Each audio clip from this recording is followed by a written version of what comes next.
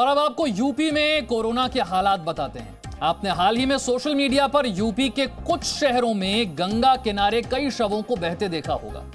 इस पर राजनीति भी खूब हुई। ये हालात क्यों बने? क्या ऐसा करने के लिए मजबूर होने वालों के पास पैसे नहीं थे, या अंतिम संस्कार में इस्तेमाल होने वाली लकड़ियों की कालाबाजारी होने लगी? इन्हीं कुछ सवालों का जवाब तलाशती हमारी ये रिपोर्ट। यह है यूपी में गाजीपुर का बैकुंठ धाम, वो स्थान जहां गंगा किनारे मिलती है मोक्ष की प्राप्ति। लेकिन कोरोना काल में यहां भी कालाबाजारी ने अपने पैर जमा लिए। अंतिम संस्कार में इस्तेमाल होने वाली लकड़ियों की कालाबाजारी ने समस्या खड़ी कर दी।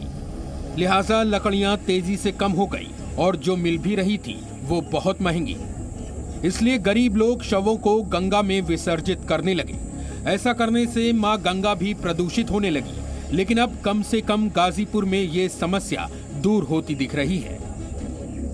इसकी बड़ी वजह है लकड़ी बैंक, जिसकी अनूठी पहल संजय राय शेरपुरिया ने की है, जिन्होंने खुद बैकुंठ धाम जाकर इस समस्या को करीब से देखा, दाह संस्कार करने आए ऐसे ही गरीब लोगों से बात की और इसके बाद लकड़ी बैंक शुरू करने का फैसला किया।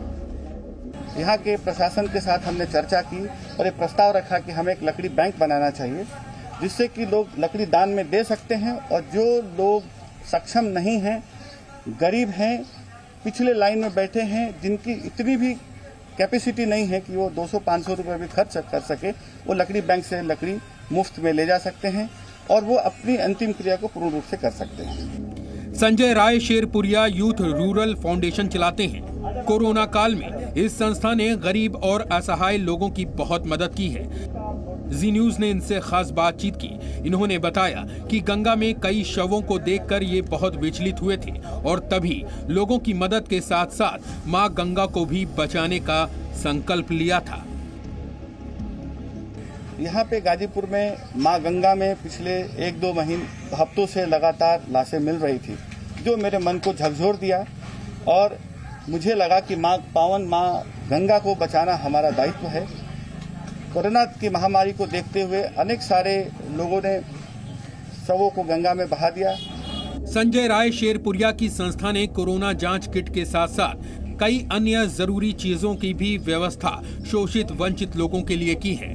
प्रशासन की मदद से 2 ट्रॉमा सेंटर भी बनाए जाएंगे, जहां वेंटिलेटर के साथ साथ लाइफ सपोर्टिंग सिस्टम भी होगा। संजय राय शेरपुरिया के अलावा गंगा में शवों को विसर्जित करने से रोकने के लिए प्रशासन भी बड़े कदम उठा रहा है। यूपी में नदियों पर पहरा बिठा दिया गया है।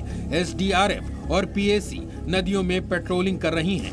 ये तस्वीर भी गाजीपुर की है और लोगों से ऐसा न करने की अपील की जा रही है। शवों को जल प्रवाहित नहीं करेंगे। ब्यूरो रिपोर्ट, जी मीडिया। संस्कार करेंगे।